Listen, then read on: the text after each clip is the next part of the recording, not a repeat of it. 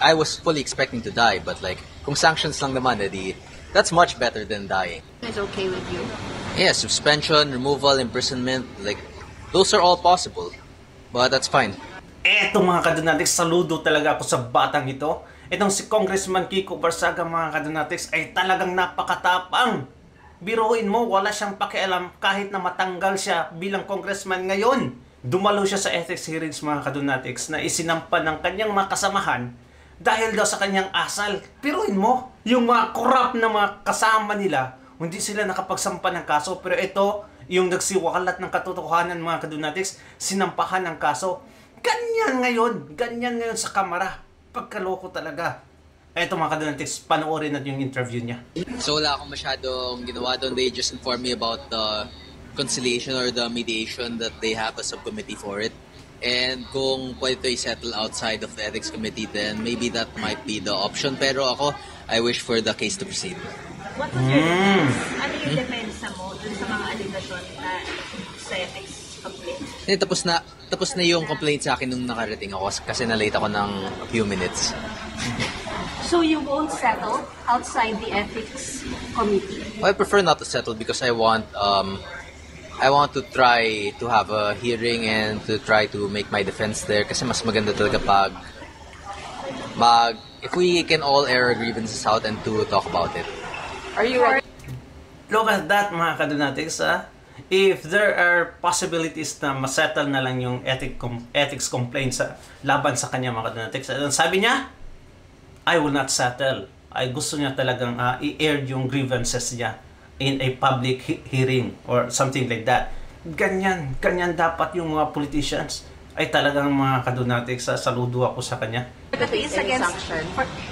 case against you and for the case you filed against Yes, the for both. For both. Are you ready to face any sanction if ever there will be any? I mean, like, I'm ready for anything. I fully intend. When it all started, when I fought against Romualdez, I was fully expecting to die, but like, kung sanctions lang naman, edi, that's much better than dying. Wow! Suspension. Grabe mga kadonatics. Look at that. Biruin yung mga kadonatics, he even expected to die. When he turned against Romualdez. Ganyan dapat sana mga kadonatics. No? Biruin nyo, 27 years old. Ay kaya nga mga kadonatics, sabi nila na ang himagsikan, hindi yan nagbe-base kung ilang taon ka na sa mundo, kung anong posisyon mo. Kundi mga kadonatics, nagsisimula yan sa taong may paninindigan, sa taong lumalaban ng patas. Is okay with you? Yeah, suspension, removal, imprisonment, like, those are all possible. But that's fine. But do you think they have grounds to do that thing? Well, they can make grounds, and that's the problem with our legal system here. When you are wealthy and when you have wealthy people backing you, you have the ability to create your own justice. But you don't think you violated anything from the code of conduct?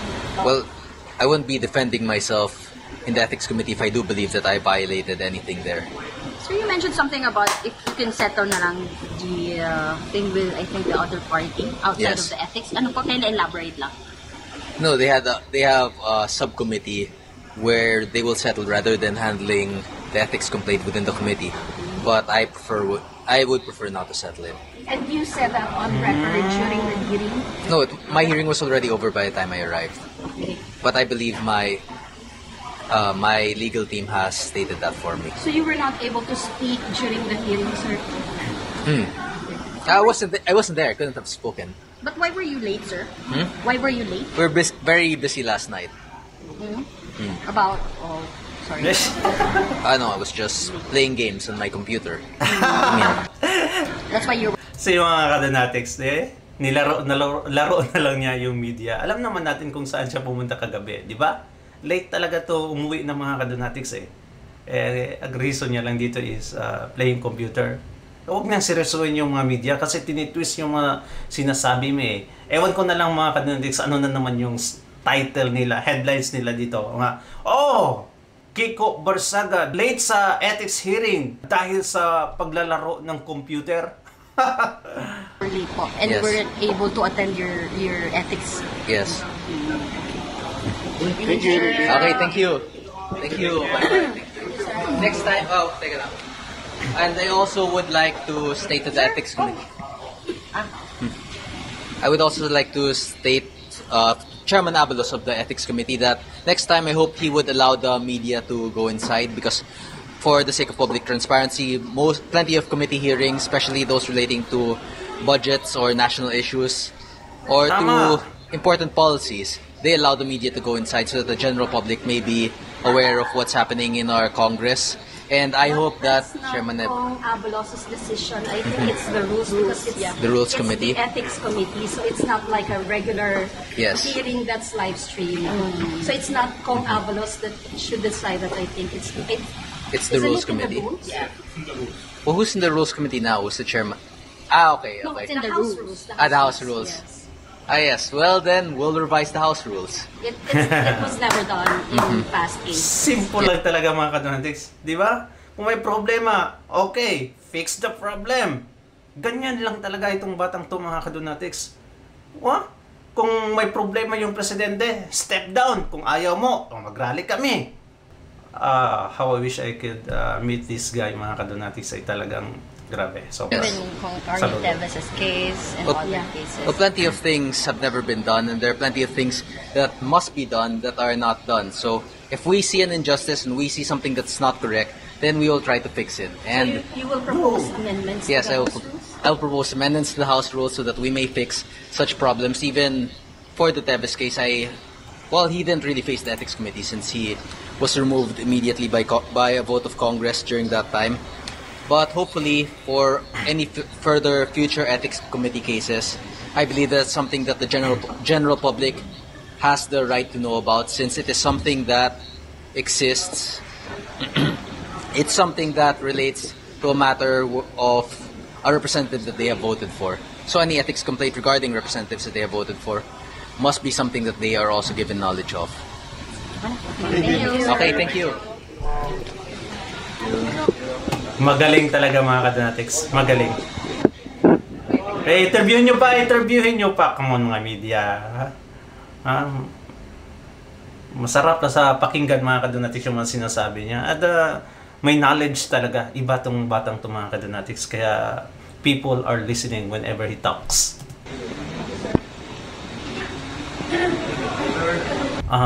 Gusto ko lang ibalik yung sinabi niya na imprisonment, pagtanggal bilang congressman mga kadonatics, and even he's willing to die. Ganyan katindi at ganyan katapang itong batang itong mga kadonatics. He is really a good example. This is the kind of public figure that we want mga kadonatics. Hindi yung mga kung magsalita, akala mo kung sino talagang anghel. Pero mga kadonatics, behind the scene, yung mga ginagawa nila ay talaga naman. This is the kind of people that wears the sheep clothing, but deep inside there are wolves mga kadonatics in nature. Kagaya nitong taong to mga kadonatics.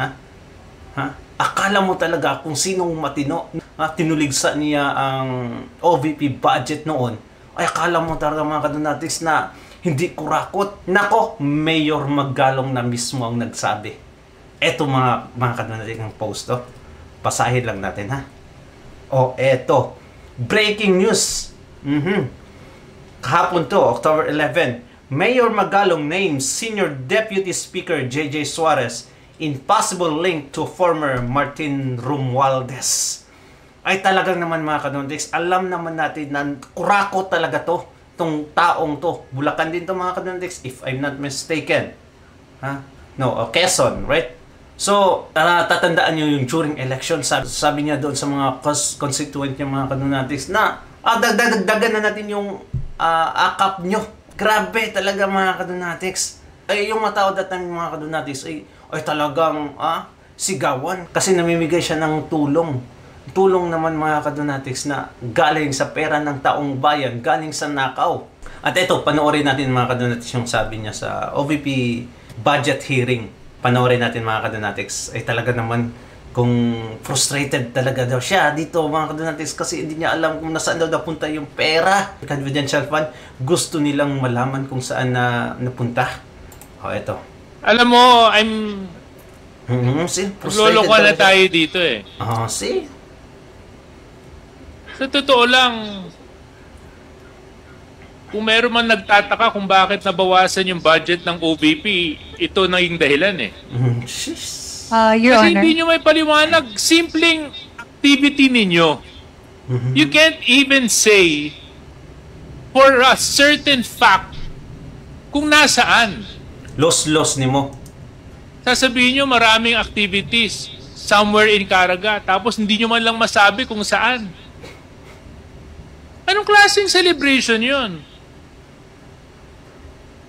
Sobrang laki ba ng opisina ninyo na kaya nyong sabay-sabayin lahat ng barangay, lahat ng bayan sa Caraga Region? Akala mo talaga sino mga matinok mga kadunatics ngayon, pinangalanan na. Iniisa-isa na mga kadunatics itong mga taong tong nagtulig sa kay Inday Sara Duterte. Yung table talaga mga kadunatics is nag-turn na ngayon. Di ba nung isang araw mga kadunatics, nireject ng ICC yung interim release ni Tatay Digong. Galit na galit talaga si Pulong that time mga kadunatics. Nagbabala talaga siya mga kadunatics. Ang sabi niya talaga mga kadunatics, humanda kayo. Kayong mga taong nagpakulong, nagkidnap kay Tatay Digong, humanda kayo.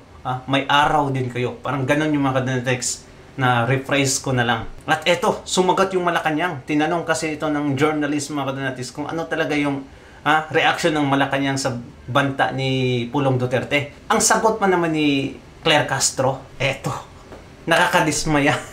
Unang-una po, uulitin po natin na ang pamahalaang Marcos Jr. ay hindi po kasama sa kasong kinakaharap po ngayon ni dating Pangulong Duterte. So kung ano po ang naging desisyon ng ICC, hayaan na lang po natin ang mga abogado nila at ang mga parties dyan na sila pong gumawa ng aksyon. You say! Hindi daw wala nang kinalaman yung Malacanang mga kadunatics. First and foremost, buset, kayo ang nagpa-kidnap. Ang executive mga kadunatics ang nag-command na kidnapin si Tatay Digong. Tapos sabihin nyo, walang connection sa Malacanang ang nangyayari ngayon kay Tatay Digong. Buset. Tapos sinabi pa ni Bangag na nakikipag-ugnayan lang daw sila sa Interpol. What the heck? Tayo talaga niloloko nila. Yung Interpol is, it was mandated by the ICC mga kadunatics na through Interpol na kidnapin si Tatay Digong. Ngayon, sabihin mo sa amin na yung Interpol lang yung sinunod namin, hindi naman yung ICC. Bangag talaga.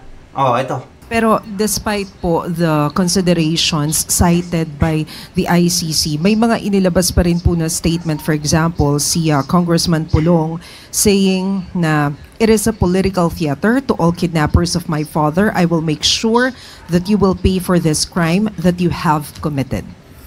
Unang-una po, hindi po dapat tayo mabuhay sa mga pagbabanta. Tayo po ay nasa sinasabing civilized society.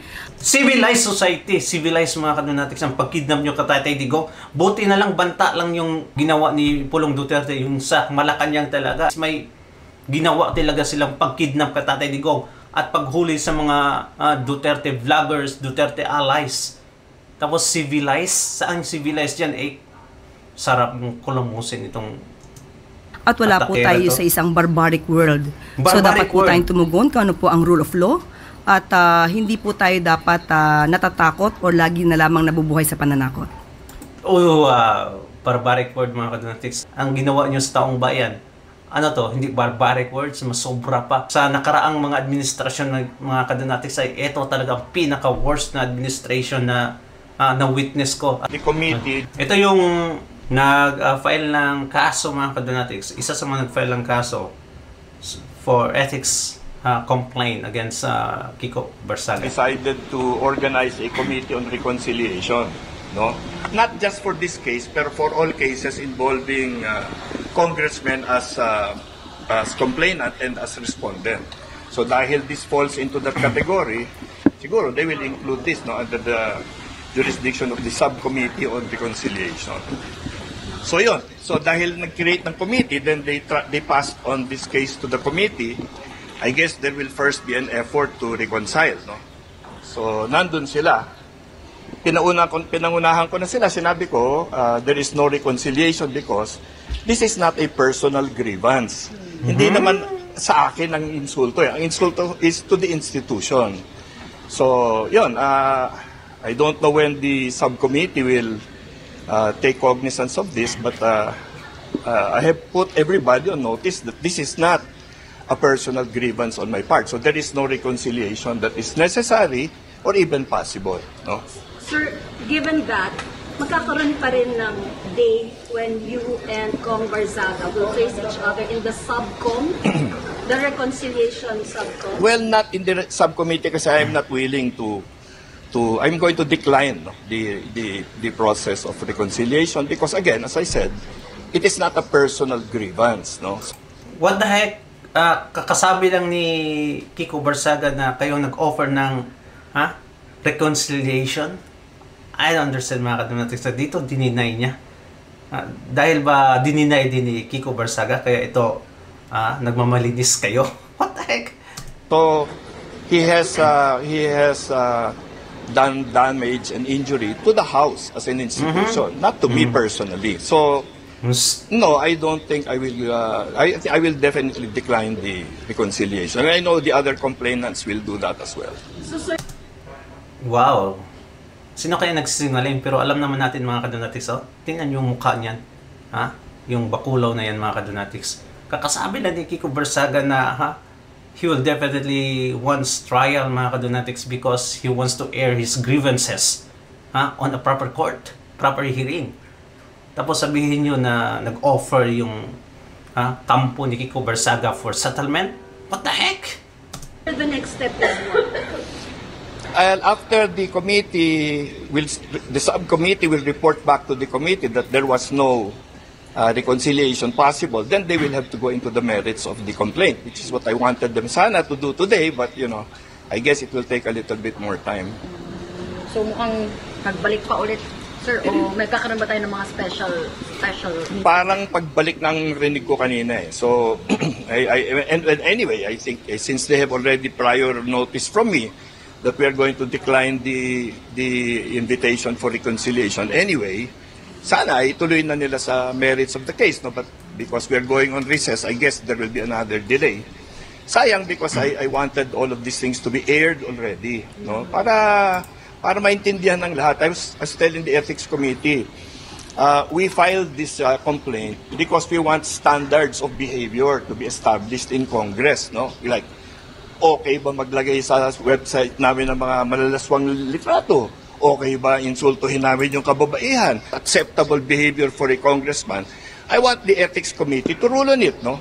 Because ako tingin ko that is definitely should be not prohibited, di ba? Should be prohibited.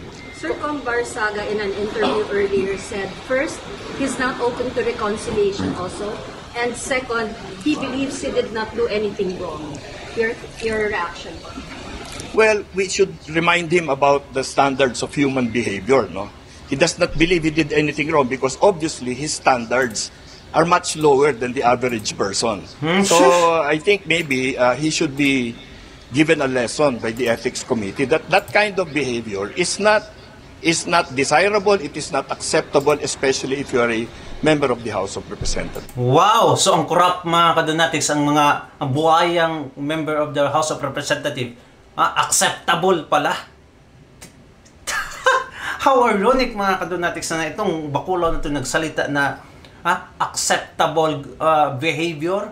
Yung nagsiwalat na ngayon mga kadunatics sa katotohanan sa mga corrupt na mga congressman ay hindi na acceptable, while ito yung magnanakaw, acceptable na. Katulad lang yan sa mga pulis mga kadunatics na pinoprotektahan nila ngayon, hindi na yung taong bayan, kundi yung mga corrupt. Talaga na naman mga kadunatics, revolutionary na ang kailangan ngayon.